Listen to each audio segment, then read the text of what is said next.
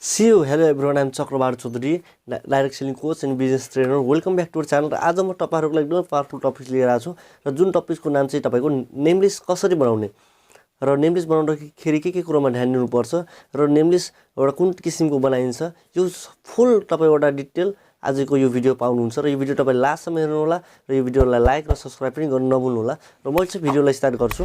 जस्तै कि नेमलिस्ट कसरी बनाउने नेमलिस्ट बनाउनु भन्दा पहिला फर्स्टमा तपाईले एउटा के त फ्रेन्ड जस्तै कि हेर्न सक्नुहुन्छ फ्रेन्ड भनेको फ्रेन्डको फुल फर्म है FRIENDS यसको हामीले एउटा के त फुल फर्म चाहिँ मैले भनिरहेको छु। फ्रेन्ड भन्नाले कसरी कस्तो किसिमको फ्रेन्ड हुन्छ यसको तपाईले हेर्नुस् राम्रोसँग। जस्तै कि F को के हुन्छ फ्यामिली अनि के फ्यामिली भन्नाले को फ्यामिली भन्नाले तपाईको जस्तै कि आफन्त एकदमै नजिकको एकदमै फ्यामिली जस्तै कि एउटा के त तपाईको एउटा के त एकदमै एउटा के त अंकलहरु आन्टीहरु एउटा के त आफ्नै एउटा के त बुवाको एउटा के त दाइ भाइ हैन तपाईको जस्तै कि ठुलो बुवाहरु सबै यसमा पर्छ हैन अनि कि फ्यामिलीहरुको होल एउटा उनीहरुको चाहिँ नाम तपाईको या भनेको फ्यामिलीहरु भनेर यसमा चाहिँ पर्छ हैन है। त्यसपछि अर्को चाहिँ के रहेछ भनेपछि तपाईको अनि आर को के हुन्छ आर भनेको तपाईको रिलेटिभ आर भनेको रिलेटिभ भन्नाले तपाईको जस्तै कि आफन्तहरु तपाईको एउटा के त जस्तै कि एउटा के त मम्मीको एउटा के त तपाईको एउटा भन्नु पर्यो एउटा घरतिरको तपाईको मामाहरु एउटा माइजूहरु सबै त्यो रिलेटिभमा पर्छ आर भनेको है। त्यसपछि अनि के रिलेटिभ भयो त्यसपछि FR अनि आई भनेको के हो भनेपछि आई भनेको इम्पोर्टेन्ट पर्सन भनेको कसलाई भनिन्छ इम्पोर्टेन्ट पर्सन भन्नाले जस्तै कि जो मान्छे तपाईको गाउँठाउँमा एउटा गाउँलाई सम्हालिरहेछ गाउँको मुखिया भयो है तपाईको एउटा के त कुनै वैद्यहरु कुनै एउटा तपाईको कुनै पनि टाइममा तपाईको घरमा समस्या हुँदाखेरि जस्तै तपाईले सपोर्ट गरिरहेछ उहाँहरु जस्तै कि तपाईको गाउँलाई विकास गरिरहेछ जस्तै कि नेताहरु उहाँहरु भनेको एउटा के त इम्पोर्टेन्ट पर्सन हो उहाँहरुको पनि तपाईको नाम लेख्न सक्नुहुन्छ।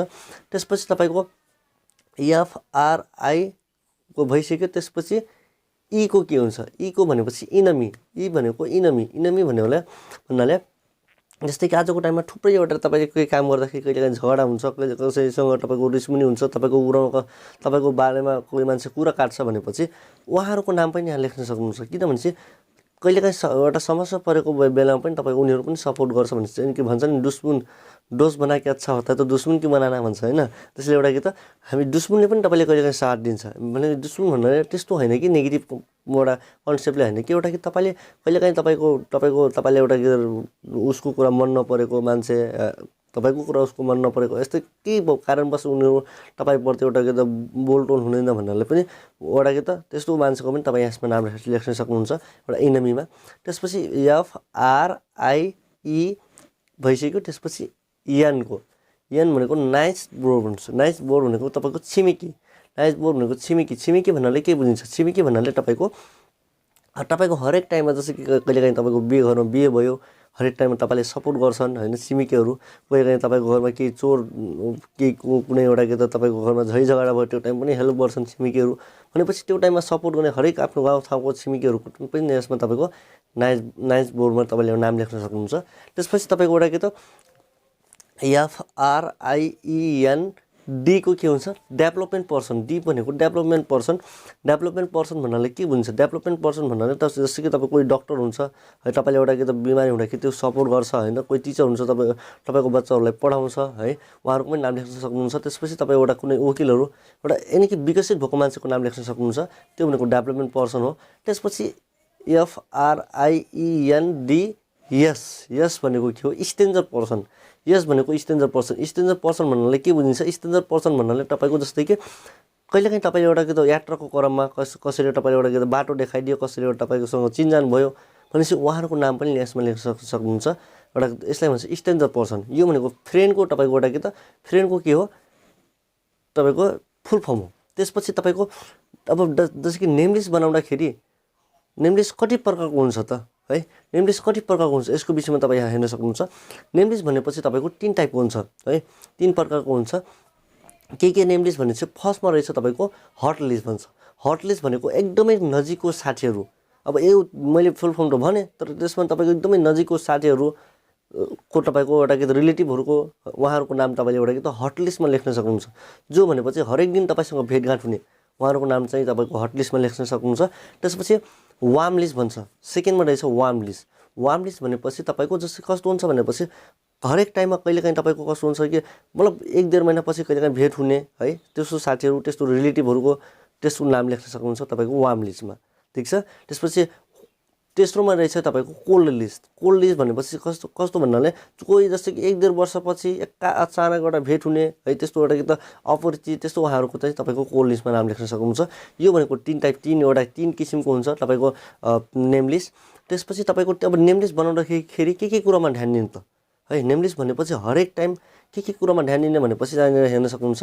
फर्स्टमा रहेछ नेम लिस्ट बनाउँदाखेरि तपाईँले ध्यान दिनुपर्ने कुराहरू के रहेछ भनेपछि फर्स्टमा नेम लिस्ट कहिले पनि हामी दिमागमा बनाउने हैन कि नेम लिस्ट हमेसा कसमा बनाउनुपर्छ डायरीमा बनाउनुपर्छ। यो भनेको पहिलो एउटा के तपाईको नेम लिस्ट बनाउनको लागि पहिलो एउटा के त काम। त्यसपछि कसमा बनाउने डायरीमा है। हामी त धेरै मान्छे के गर्छौं कि एउटा के त सर मैले नेम लिस्ट बनाछु तर दिमागमा मात्रै बनाछु भनेर भन्छ तर दिमागमा भएको नेम लिस्ट कहिलेकाहीँ भुलिन्छ तर डायरीमा लेखेको नेम लिस्ट त्यति भुलिँदैन किनकि फेरि पनि रिभाइज गर्न सकिन्छ।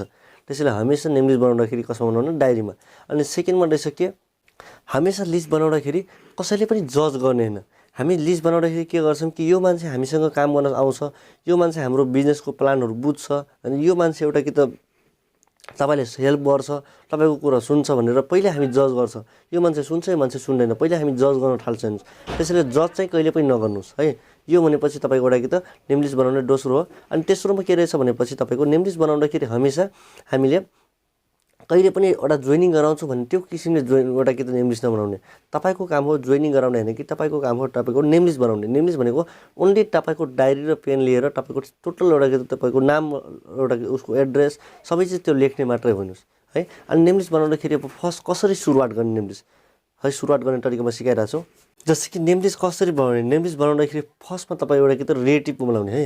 रिलेटिभ भन्नाले तपाईको जस्तै कि को पर्छ भनेपछि तपाईको जस्तै कि जति पनि एउटा के त फादरको साइडबाट है फादरको साइड र मदरको साइडमा दुईटै एउटा रिलेटिभको साइडमा को पर्छ। जस्तै कि फादरको साइडमा तपाईको ठुलो बुवाहरू उहाँहरू एउटा के त एउटा फादरको एउटा के त तपाईको एउटा के त उहाँहरूको एउटा तपाईको फुफाजुहरू उहाँ सबैजना पर्छ हेर्नुस् भनेपछि एउटा फादरको साइडबाट। अनि मदरको साइडबाट तपाईको एउटा के त ठुलो मम्मीहरू अनि त्यसपछि तपाईको एउटा के त ठुलो एउटा मामा घरको एउटा पक्षबाट उतातिरबाट पर्छ। अनि के यो भनेको मदरको साइडबाट अनि कि उहाँहरूको जति पनि तपाईको रिलेटिभ छ सबैको के गर्नुस् नाम चाहिँ लेख्नुस् है।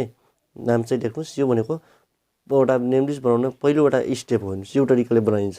त्यसपछि सेकेन्डमा के रहेछ भनेपछि फ्रेन्डको नाम लेख्नुस्। फ्रेन्ड भनेको जस्तै कि कति टाइपको फ्रेन्ड हुन्छ र फर्स्टमा कुन फ्रेन्ड स्कुल फ्रेन्डको नाम लेख्नुस्। स्कुल फ्रेन्ड है स्कुल फ्रेन्ड को छ त स्कुल फ्रेन्डको नाम। त्यसपछि दोस्रोमा तपाईको एउटा के त कलेज फ्रेन्डको नाम लेख्नुस् कलेज फ्रेन्ड है। त्यसपछि तपाईको एउटा के त स्पोर्ट फ्रेन्ड। स्पोर्ट फ्रेन्ड भन्नाले के स्पोर्ट फ्रेन्ड भन्नाले जस्तै कि कहिलेकाहीँ गेम खेल्ने क्रममा भेट भएको उहाँहरूको तपाईको फ्रेन्डहरूको नाम लेख्न सक्नुहुन्छ।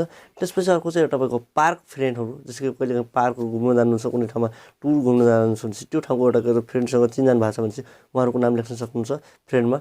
अनि त्यसपछि अर्को चाहिँ के रहेछ भने चाहिँ तपाईको यहाँ फ्रेन्ड त्यो हुन्छ। त्यसपछि तपाईँ एउटा के त हामी कुन एउटा स्पिरिचुअल फ्रेन्डको पनि तपाईले बनाउन सक्नुहुन्छ। स्पिरिचुअल फ्रेन्ड है स्पिरिचुअल भन्नाले तपाईँ एउटा के त स्पिरिचुअल एकदमै नजिक भन्नाले एउटा के त तपाईको कहिलेकाहीँ भेट हुने त्यस्तो होला हैन।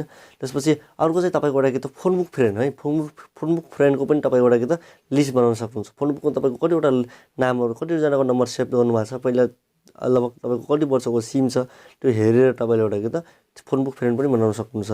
त्यसपछि तपाईँ एउटा के त फेसबुक फ्रेन्ड पनि बनाउन सक्नुहुन्छ। फेसबुक फ्रेन्डमा तपाईको को छ त उहाँहरूको तपाईको नामहरू लिस्टिङ तपाईले गर्न सक्नुहुन्छ। यो भनेको तपाईको पहिलो स्टेप एउटा नेम लिस्ट बनाउने पहिलो स्टेपको एउटा तरिका हो। अनि दोस्रो स्टेपमा के रहेछ भनेपछि तपाईको स्पेशल गेस्टहरूको जस्तै कि तपाईको यो ब्रदरहरू यो सिस्टरहरूको उहाँहरूको फ्यामिलीको उहाँहरूको फ्रेन्डहरू।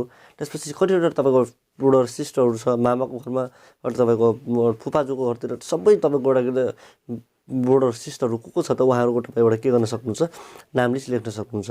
त्यो भनेको तपाईको नेम लिस्ट बनाउने दोस्रो तरिका हो। तेस्रो तरिका के रहेछ भनेपछि तपाईको अदर्स पर्सन भनेपछि थुप्रै सबैजना पर्छ जस्तै कि तपाईको टिचर है टिचर लोयर डक्टर है। त्यसपछि तपाईँ एउटा कि त प्रिन्टर भयो हैन जस्तै कि तपाईको प्रेस हाउस भयो जुन ठाउँमा तपाईँ कुनै चिज बुक्सहरू छपाउनुहुन्छ। त्यसपछि तपाईँ एउटा कि त सकपिपल दोकानहरू जस्तै कि कहिले हामी सामान किन्न जान्छौँ त्यो दोकानदारको तपाईँले एउटा कि त त्यो लेख्न सक्नुहुन्छ। अनि कि जति पनि छ तपाईँको एउटा कि त थुप्रै अनि के तपाईको जस्तै कि ब्याङ्करहरू भयो एजुकेसनरहरू भयो अनि कि थुप्रैजना पर्छ हेर्नुस्। यो तपाईको एउटा कि त अदर्स पर्सनमा यो चाहिँ तपाईको टोटल लिस्ट बनायो भने तपाईको कम्प्लिट लिस्ट तपाईको लगभग 3000 देखि 5000 सम्म लिस्ट बन्छ र मिनिमम भनेपछि 1000 भन्दा माथि नै बन्छ भनेपछि यो भनेपछि तपाईको नेम लिस्ट बनाउने टेक्निक भन्नुस् यो तरिकाले जस्तै कि बनाउन सक्नुहुन्छ अनि यसरी बनाउनु छ भने तपाईले एकदमै राम्रो हुन्छ हेर्नुस् तपाईको एउटा के यो काम तपाईले एउटा गर्न एकदमै सजिलो हुन्छ र नेम लिस्ट बनाउन यहाँ म अलिकति इक्जाम्पल देखाइरहेको छु जस्तै कि हेर्न सक्नुहुन्छ सुरुमा यान भनेर एउटा के त नम्बर राख्न सक्नुहुन्छ त्यसपछि तपाईको एउटा के त नाम त्यसपछि एड्रेस त्यसपछि फोन नम्बर त्यसपछि के त व्हाट डु यु वर्क भन्छ हैन तपाई एउटा के काम गर्छ त त्यो है एउटा के त ओरको त्यसको ओरको पहिला के गर्थ्यो है त्यो ओरको नाम लेख्न सक्नुहुन्छ त्यो यो चाहिँ तपाईको एउटा के त एउटा मैले मतलब कसरी नेम लिस्ट बनाइन्छ भनेर एउटा सिम्पल स्याम्पल तपाईलाई म देखाइरहेको छु र यसरी तपाई एउटा के त माथि लेखेर हैन यो चाहिँ रिलेटिभको हो यो चाहिँ तपाईको एउटा के त फ्रेन्डको हो यो चाहिँ तपाईको अर्डरको हो यसरी गरेर तपाई बनाउन सक्नुहुन्छ र